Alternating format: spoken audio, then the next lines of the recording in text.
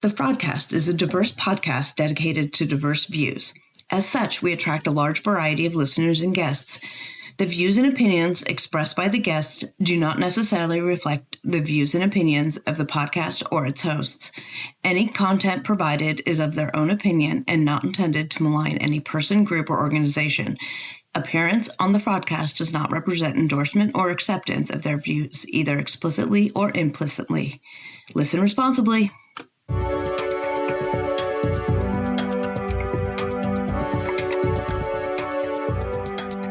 Hi, Aiden Kearney, also known as Turtleboy, live and in person, sort of in person. You're on Zoom. Because you were at a hearing this morning. We're going to talk about the Karen Read case. Excellent. Right? I mean, that's what we're here for. I am so excited to have you here because there is, as somebody who watches like court TV, like it's my job, even though it's not. I've been seeing this case more and more as this case has been like getting more and more traction.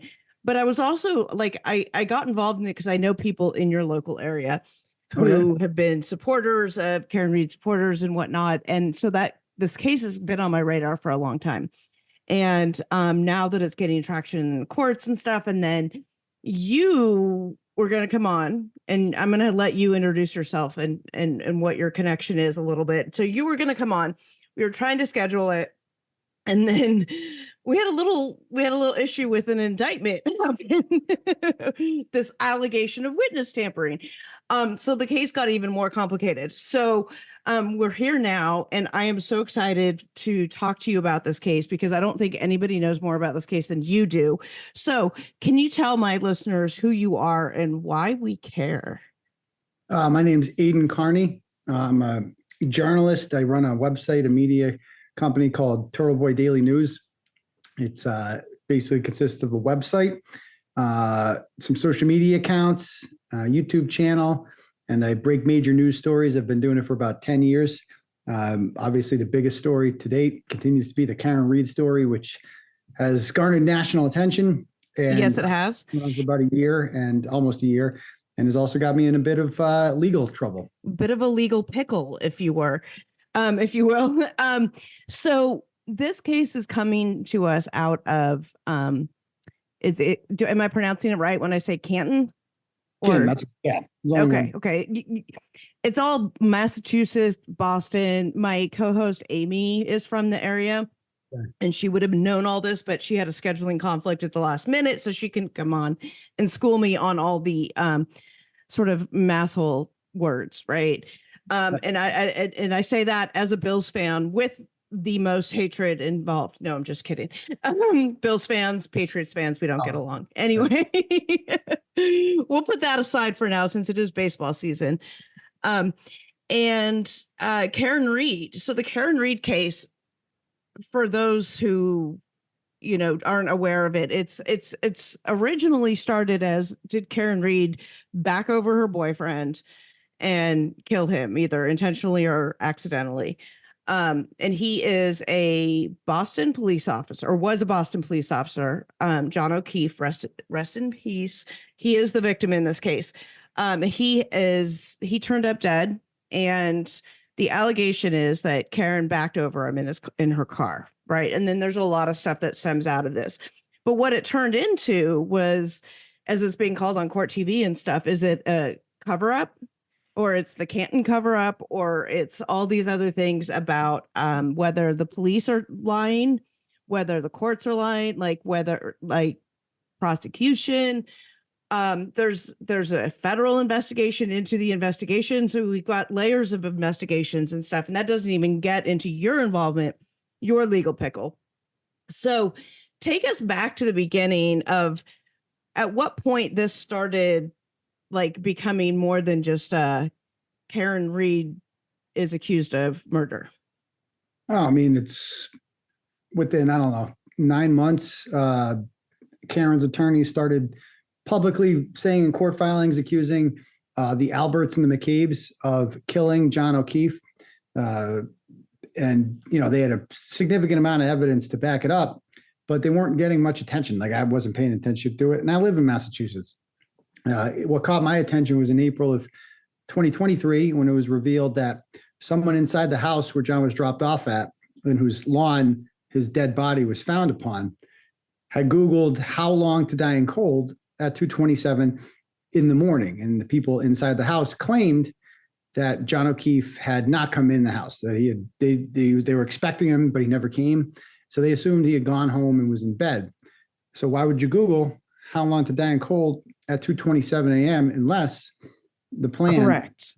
And that goes to some of these evidentiary things, which there is a lot of in this case, which will bring us to the hearing that happened this morning. But just to back up a little bit, the McCabe's and what's the other name? Alberts, that's right. Yep. So this is their house, right? There was a house party happening. John and Karen, they were all at bars together. They're at bars together. They gotten drunk or whatever. They were going to go continue the party. They pull up to the house. This is the story, right? They pull up to the house. They're not sure if they're actually invited or not. So John was going to go in and see if they were actually invited. And that's where I guess the cover up and the evidentiary issues sort of split, right? At that point, because was he in the house? Was he not in the house? And then we get into the evidence was there evidence on the car and things like that. But yeah, so you have these people that are inside the house he's supposed to go to Googling how long does a body to freeze to death or whatever the verbiage was. How long to die in cold? That's what it was. At 2:20 in the morning, which is before his body was found, correct? Allegedly. Well, his body was found at 6 a.m. Right. So, and that's when Karen went back over there, right? Well, yeah, and the key is that Karen left there at 12:30. So, and why would Jennifer McCabe Google how long to die in cold if she thought John was at home in bed? Right. Exactly. So some of the evidence that has come out in some of these various court hearings and stuff is that, and then allegations of evidence too, was that there was or was not evidence on the taillight of her car with his DNA or without his DNA, right? Like, what is actually happening? What is your point of view of what the evidence shows in that regard? Oh, the evidence shows that John O'Keefe was killed by the people inside the house, 34 Fairview Road, and not by.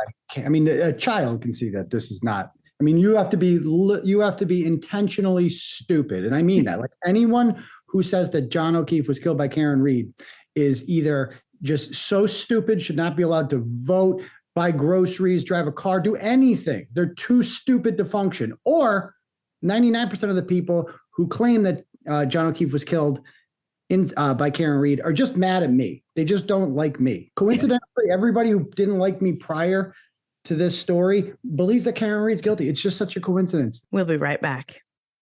Hey, Fraudcasters. I'm here to talk about Factor Meals again. Yes, I love my Factor Meals. That's factormeals.com/Fraudcast50. Get started on your resolutions with Factor so you are ready for the new year. Factor's ready-to-eat meal delivery takes the stress out of meal planning and sets you up for success in the new year. Skip the grocery stores, the prep work, the cooking fatigue, all of that nonsense. Instead, get chef-crafted, dietitian-approved meals delivered right to your door with over 35 meals to choose from per week, including options like keto, calorie smart, vegan and veggie, and so much more. You'll have a ton of nutritious and flavorful options to kickstart your resolutions. Not only does Factor offer fast, simple solutions for when I'm too busy to cook and frankly just don't want to cook, they also help me stay on top of my goals. With their offerings like Protein Plus and Keto, I can stay on track. This is definitely going to come in handy for my New Year goals, and they can help you too. Factor has everything I need for a week of flavorful, completely nutritious eats. In addition to the ready-to-eat meals, they have cold-pressed juices, smoothies, energy bites, extra protein, which is what I love, veggie sides, and way more to keep me energized during this kind of a frantic time. Head to factormeals.com/Fraudcast50 and use code Fraudcast50 to get 50% off. That's code Fraudcast50 at factormeals.com/Fraudcast50 to get 50% off. Hey, Fraudcasters. I used to find bras to be so uncomfortable and constricting. They were the first thing to take off when I got home. but Skims has changed all that. You guys know I love my Skims Fits Everybody t-shirt bras. I own them in just about every shade now. I wear them every single day when I leave the house, and they are completely worth the hype for the amazing shape and support they give. But what I was not expecting from them was how comfortable they are. Even the underwire bras that I wear all day, I barely even notice. Definitely not the first thing I take off when I come home anymore. Y'all, I'm a 36 double D, and I've had a reduction, and I've gone up and down and lost weight and gained weight and all the things. And the Fits Everybody t-shirt bra, I swear, fits me the best. I finally found a t-shirt bra that I can wear, but not only that, it is the best bra that I own. It holds the girls in so well, and let me just say, Hetero Life Mate really appreciates these bras too. Shop Skims bras at skims.com, now available in 62 sizes, from a 30A to a 46H. Plus, get free shipping on orders over $75. And if you haven't yet, please be sure to let them know that we sent you. After you place your order, select podcast in the survey and select our show, The Fraudcast, in the drop-down menu that follows. And now back to the fraudcast. So this taillight, like from what I understand, now I haven't actually seen the evidence. Now I'm a lawyer. I like to look at evidence, not necessarily people's representations of evidence, because as a lawyer, I make representations about evidence all the time. Now I work as a government lawyer, so I have certain standards and stuff, but I get things all the time where it's people saying this and that. You see it on court TV.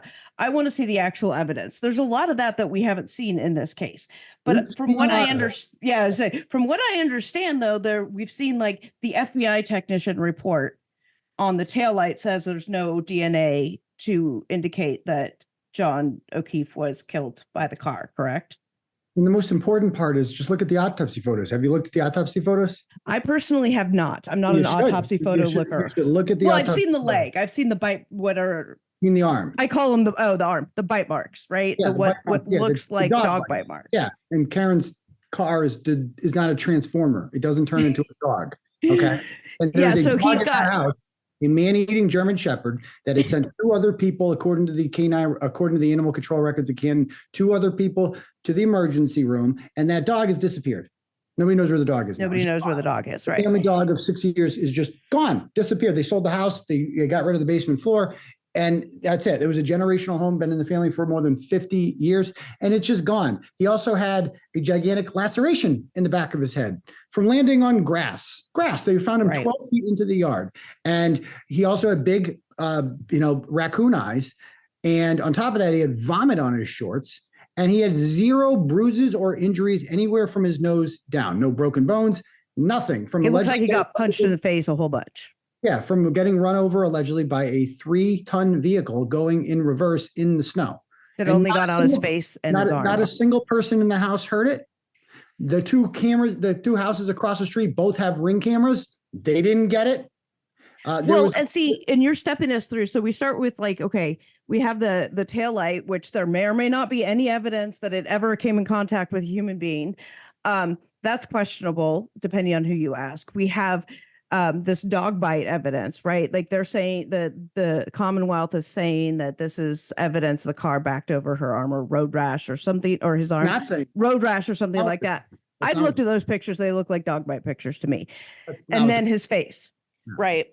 So we have, then you have Google searches. That's not what they're saying. They're not saying that. What you just said is untrue. That's not what they're saying. That's not what the Commonwealth is saying. That those are car marks over his arm? What are they saying? They're saying nothing. They have no theory. And that's the most important part. They don't have any explanation, nor do they even attempt to explain it. Okay, so that's even more so. This goes into, what is the Commonwealth hiding? Why are there so many holes in all of this evidence? Because there's evidence that goes even further where the evidence of the Commonwealth's attorneys requesting certain phones be destroyed. Oh, we don't need them anymore. Evidence. They were talking about that at the hearing today. Yeah. Yeah, that's not quite what they're saying. I mean, there's a lot to this Well, I mean, that's one of the arguments that one of the attorneys was making, is that, I mean, that's what the papers say. So yeah, that they're saying that the FBI claims that whether you believe it or not, and whether your interpretation of it, that's all up, up in the air right now. What I'm saying is that it points to, there's so many questions about this stuff, that it points to these questions about whether the Commonwealth is hiding something. They're not turning over evidence. They're not turning over the fact that they've been investigated. They're being investigated federally for their investigation in this case. They kept that from the defense attorneys. There are so many holes in this case, in the evidence that the Commonwealth is putting out there, that it leads to a ton of questions as to what the hell are they doing.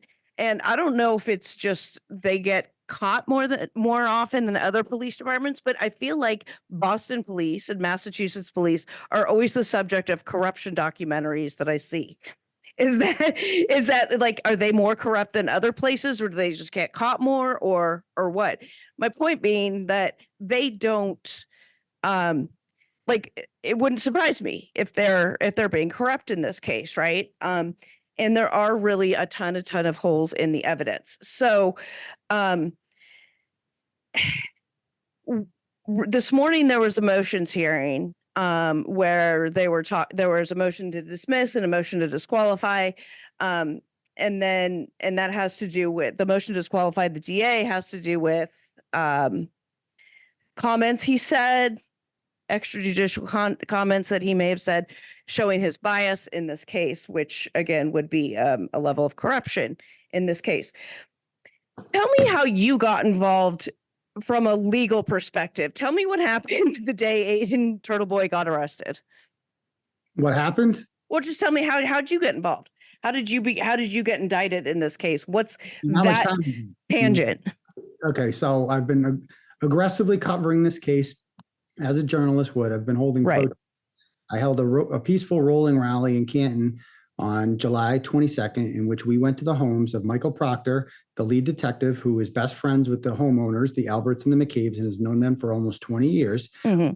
Protested outside of his house. We went to Jennifer McCabe's house. We peacefully protested outside of her house for 7 minutes. She's the woman who Googled how long to die in cold at 2:27. From there, we went to the home of Juliana Nagel. Juliana Nagel was inside 34 Fairview Road when John O'Keefe was murdered. Her brother, Ryan, she had called him for a ride. She came outside, told Ryan she no longer needed a ride, and then went back in, but then got a ride home from Jennifer McCabe an hour later. Ryan Nagel was there the entire time, sitting probably 30 feet away from Karen Reed, and told investigators that he did not see any sort of broken taillight on her car, nor did he see John O'Keefe inside the car or outside the car, meaning that John O'Keefe could only be inside the house. So we went to her house and we peacefully protested. From there, we went to 34 Fairview Road, where Brian Albert no longer lives because he sold the home and ran to Norwood. We actually started at his home in Norwood, which is a town that abuts Canton. From there, we ended the peaceful protest in front of the police station. 3 months later, they determined that this was a felony witness intimidation that we had committed.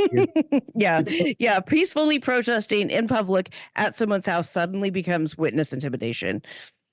Well, according to the statute, the problem with the statute in Massachusetts is it says that anyone who causes physical, emotional, or financial harm to a witness, family member of a witness, or potential witness, or somebody who plans to attend the court proceedings, which basically covers the entire town of Canton now. Because it's public, right? I don't know what a court family hearing, court hearings are public, so theoretically anybody could go in. So like they, like anybody, so if you cause emotional, physical, or financial harm to any of these people, then you are guilty of witness intimidation. I cause emotional harm for a living. That's what I do every day. As a journalist disrupting what's going on, trying to get transparency. All journalists cause emotional harm because the people that you're exposing doing wrongdoing aren't going to like it. They're not going to like it very much. And financial harm, this is the United States of America. We have a right to cause financial harm. You have a right to boycott a pizza place if it's owned by somebody who's involved in a murder. You have a right to protest outside of his pizza shop, as I did 3 times at Chris Albert's pizza place at D&E Pizza. He's also a member of the Board of Selectmen. For that, I've been charged with felony witness intimidation. Felony even. Wow. Yeah. So on October 11th, my kids got on the bus and a truck rolled up and then a couple other trucks behind it. Guy gets out, tells me I'm under arrest for witness intimidation. 8 counts of felony witness intimidation, 1 count of conspiracy to commit witness intimidation, and 4 counts of picketing. And I was brought to Stoughton District Courthouse about an hour and a half away, and the media was waiting for me there. I was arraigned. I was released on personal recognizance, so no bail. Some stay away orders were initially put in place. So I couldn't contact or ask questions to any of these alleged witnesses in case, including the lead detective, Michael Proctor. And I couldn't ask him questions, and Chris Albert, who is a member of the Board of Selectmen. So I couldn't go to Board of Selectmen meetings as I usually had done as a journalist. And on December 22nd, I was indicted. So the charges were indicted in Superior Court, which lengthens the prison sentence from 2.5 years per charge to 10 years per charge. And they think they added 1 or 2 more counts of conspiracy, whatever. So that happened on December 22nd. But at my indictment, I also had a victory because the stay away orders were taken away. Excellent. Okay. And the next night, I went to an ex-girlfriend who I had broken up with a couple weeks ago. She turned out to be a psychopath. And as soon as I dumped her on December 9th, she began to contact the state police and said, I have information. Aiden talks to Karen Reed. Karen Reed is a witness intimidation. They talk every day and blah, blah, blah, blah, blah. And so she, on December 22nd, after my victory in court, she messaged me a picture of a summons that the police were at her house. And I said, how do the police know who you are? And she couldn't answer it. Oh, because she must have told. Yeah, gone to them. Is up. I'm like, how do they know who you are? And so she came clean that night. She started crying to me saying, I'm so sorry. I was just mad at you. I didn't think the police, she told some people, she's like, but then they told the police and now the police are involved. And now I don't want to do this. I'm scared and I love you and blah, blah, blah, blah. And so they're now saying that you peacefully protesting at these people's houses is somehow felony witness intimidation because reasons. Well, that's not with the story. You're missing the best part. So okay. Okay. So she invites me over. And I felt bad for her that she was in this jam. They wanted her phone. And so I went over her apartment. Unbeknownst to me, she was in communication with the state police the entire time I was there. And I had met her in a common area because I didn't feel safe going in her apartment. And finally, she has 4 kids, and one of them allegedly woke up. And so she needed to go back in there at 11. I went back in there and she let me look all through her phone about all her messages between her and the police and blah, blah, blah, blah, blah. Okay. And next thing you know, at 3 a.m, I wanted to leave and she wanted me to stay over. And I said, no, it's Christmas Eve. I have to get back home. And so she had been pretending to be pregnant for the last month and a half prior to that. Oh, that's another level. Yeah, she took the abortion pill in front of me, even though she's not pregnant, just as an attempt to force me to stay there. And I said, this is insane. You're not pregnant. I have to leave. And she's like, you can't fucking leave me. And she woke all of her kids up and said 2, 3, 5, and 11. And at 3:30 in the morning and said, we're going to get in the car and we're going to drive to Aiden's house. I live an hour away. And if I crash, it's going to be his fault because I'm having cramps. And just I realized at this point, the kids were in danger if I left. She was going to follow me. And so I agreed to stay there and just sit on the couch while she pretended to have an abortion in the other room. And so I left at 5 a.m. and I was so tired that I fell asleep behind the wheel of my car on the highway when I went home when I crashed. Oh, and no. 6 hours later, I get informed that there's a bolo out for me because she went to the police and said that I hit her. And a completely made up story. I had my bail revoked on December 26th. I spent 60 days in jail. The day that I got out of jail, they dropped the assault and battery charges because a lie. And the whole purpose of the charging me with it was to just revoke my bail and bring you back in and intimidate you. And there's a chance I will be going back to jail in 2 days.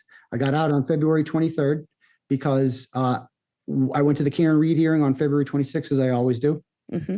For the first time, Lindsay Catani showed up. And who is Lindsay Catani? She's my ex. Oh, she's the ex. Yeah, Okay. there's a restraining order on me. Oh, okay. So she has never come to a hearing before in her life. And she Okay. used to be Karen Reed. And now that, we've broken up, she decided to befriend the Alberts and the McCabe's, and she came with them to court holding her restraining order, and I was evicted from the courthouse. I had to leave because I can't be within 100 yards of her. Oh, no. I asked the cop where to go because I needed to be 100 yards away. He directed me to where to go. And I remained there, and I never saw her again. She went to the police 5 hours later and said that I came within 100 yards of her and was yelling at her that she was a liar, which is ironic because that in and of itself is a lie. And now the police have charged me with violation of a harassment prevention order. There's no evidence or anything like that. Okay.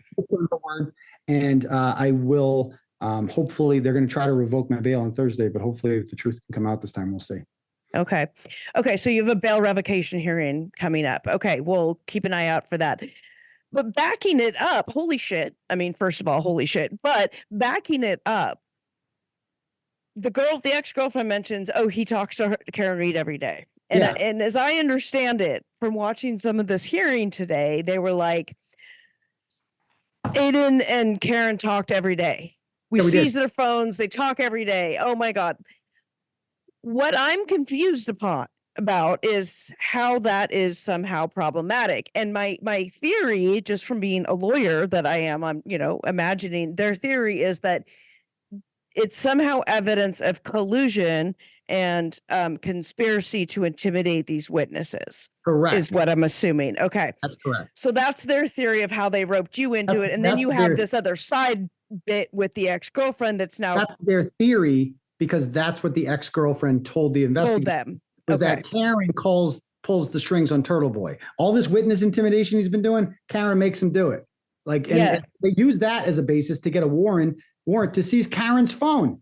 And they went to her house, the police did, and took her phones, all based on the word of a mentally unbalanced, crazy woman who got dumped. That's it. That's all this is.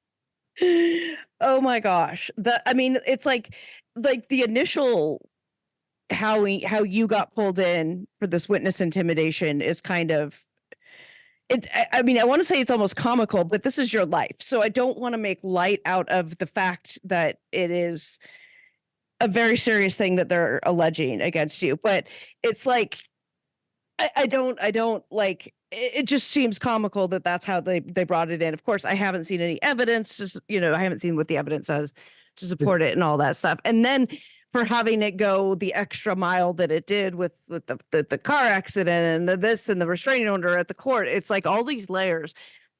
And it's just, there's so much to this case. And I mean, I'm really glad that you're following this, because there is so much to this case, so that I can go to one source and get what the information is. Although I have been told, he's a conspiracy theorist here. We love him. I'm actually not. I've never bought it. And so I don't know. That was the exact quote I got, but it was, they love you. They listen to you. They watch you on your YouTube and stuff, but he's a conspiracy theorist. I don't know if that's a good thing or a bad thing. I don't know what the judgment is on that. They're trying to label you as QAnon or some shit like that. I've never bought into conspiracy theories my entire life. I don't do conspiracy theories. This isn't a conspiracy theory. This doesn't sound like conspiracy theory territory to me at all. It sounds like theorists are the people who think that somebody with dog bites on their arm got run over by a car. That's a conspiracy theorist. It's that there is so many holes in this evidence, and there's so many things that why are the feds investigating their investigation? Yeah, very often. That's they're problematic. The feds are corrupt now. This is what the defenders of the McAlberts do. The feds are actually corrupt now. Everybody. They're the conspiracy theorists. The people who believe that this is all a big lie. Mm-hmm. They're how do you explain how a man with dog bites on his arms got run over by a car? You have to be a conspiracy theorist to explain that. There's no other way. And it sounds like they're creating conspiracies about how the search at 2:28 a.m. about how long to die in cold, they're trying to say that was later at 6 something in the morning. So now we're getting this battle, quote unquote battle. It was at 6:24. She Googled it twice. She thought she was, she thought she was correct. She deleted the 2:27 search. And then she's like, fuck. God damn it. they're going to be able to retrieve it. So I'll do it She's again like, after. oh, yeah, exactly. I'll do it again after we find the body. Then it'll make sense if I, Google that. And hopefully, and she spelled it wrong the exact same way. And it actually comes up as a suggested thing. When you look at the Celebrate data, it comes up as a suggested thing, meaning she Googled it earlier. It's like undeniable. I think it's really interesting. Just as a side note, I've been seeing a lot of, I love how the Google searches are coming up in murder cases or in crime cases, just as a general thing, because you guys, like, your electronic footprint is going to be out there. Like, I'm a weird podcaster who does like the things that I podcast about. So my Google search history is batshit bananas. Like, it doesn't make any sense to anybody. But I'm not, the average person out there, Googling how long to die in cold when there's a man with his face beat in laying on your front lawn.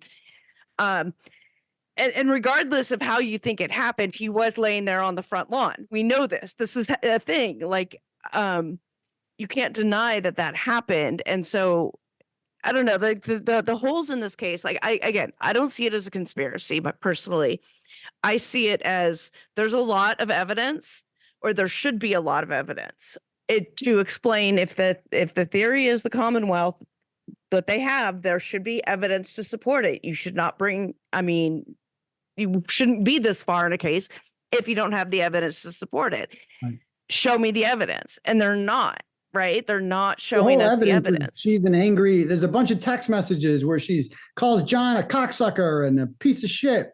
And they were in a toxic relationship. A lot of people are in toxic relationships. Right. Boyfriend and girlfriend fought. Yeah. So is that the theory of their intent? Like, what happened? Like, what was Karen's intent of how she ran over, why she ran over her boyfriend to begin with? In their theory, in their idea was that they had a fight. Female. She was cheating on him, syndrome. Blah, blah, blah. Single white female syndrome. Like, right. She's like crazy bitch and was blaming on her. And she must have hit him and ran him over. And they have taillight evidence too. They found, well, that's what we started with the evidence, because that would in theory start the evidentiary chain, and that is questionable. Their expert says there's no DNA there to support that. The DNA. It's 6:00 when the Canton police arrived at the scene and searched the area around his body. There was no taillight. No broken taillight anywhere. Taillight. Yeah. Then it snowed over a foot, and 12 hours later, the state police came in. Suddenly, at that time, Michael Proctor, the lead detective who was friends with the homeowners, took control of that car, and he had it towed from her parents' house. All of a sudden, the state police find 4 pieces of red taillight after a foot of snow has fallen that somehow the Canton Police Department just missed. They just missed it. And then in 5 subsequent undocumented searches, they found 35 more pieces of taillight on that front lawn that the Canton Police Department they missed it. They're completely blind. Okay. That screams a little like planted evidence to me. If all this, of course, I'm very much, if all this stuff can be proven and shown and things like that. And it sounds like the Commonwealth is doing everything in its power to get that stuff, like anything that's questionable, excluded or whatever, so that they can only show their evidence that supports their theory, which of course they're going to do. But it sounds like, Karen has a top-notch legal team that it sounds like they're doing an awesome job with her defense as far as just like the merits of the case, but also the cover-up stuff, right? It looks like they are not letting any of that stuff go. And I love that she's able to do that. I love that there are people like you out there that are trying to expose this stuff. We need journalists. We need you guys out there. We need all kinds of journalists. We need the people like you on the ground to show us what's really happening. Whether you ultimately, whether people ultimately believe this or not. And I don't know that I can personally, I'm not a juror in this case and I haven't been presented with the evidence, but it sounds like there's a lot of freaking holes in this case. And the defense is shining a light on every single one. And the Commonwealth needs to put up or shut up. And it sounds like they need to shut up because they're not able to put up. And I truly am glad that there are people like you out there. And thank you. And so, keep doing this. I know you've got a top-notch legal team too. that's supporting, what you're doing and all of this stuff. And I'm happy to have you, as this case progresses, I'm happy to have you back on and give us updates on your case, on Karen's case. Get the word out there, and say, hey, there's a whole group of people, and it's getting bigger and bigger and bigger. Where can people go to find? Well, there's your stuff, so tell people where to find you. They can find me, my website, tbdailynews.com. You can check out our YouTube channel, Turtleboy Live. You can follow me on Twitter. I'm at Dr. Turtleboy, DOCTOR Turtleboy. Or you can follow us on Facebook. My account's called Clarence Woods Emerson. We just have another page called Turtleboy. So we're on Instagram. We're on all social medias. Okay, and we will have all of that linked below. So if you didn't catch any of that, you guys can link it in the show notes. But also there are tons of like Facebook groups out there too for this, just the Karen Reed case. If you Google Free Karen Reed, which is like the chant, right? Free Karen Reed. That's the merch, the t-shirts, the sweatshirts. That's what people say is Free Karen Reed, right? And that's what you guys do in your protests and your standouts and all the things you guys are doing to support her. And so if people want to get more information about the case, I would say go find Turtleboy, and he'll have other information. You could find some of these Facebook groups where they discuss these evidence and stuff too. But if you need a good starting point, just go straight to Turtleboy, and you can go from there to learn the rest. And would you please come back and give us an update? Absolutely. Okay, or at least text me when you get out after your hearing on Thursday, and let me know what's going on. I'm very curious. Thank you so much for coming on. I appreciate it, Turtleboy, and best of luck, and we'll talk soon. Thanks.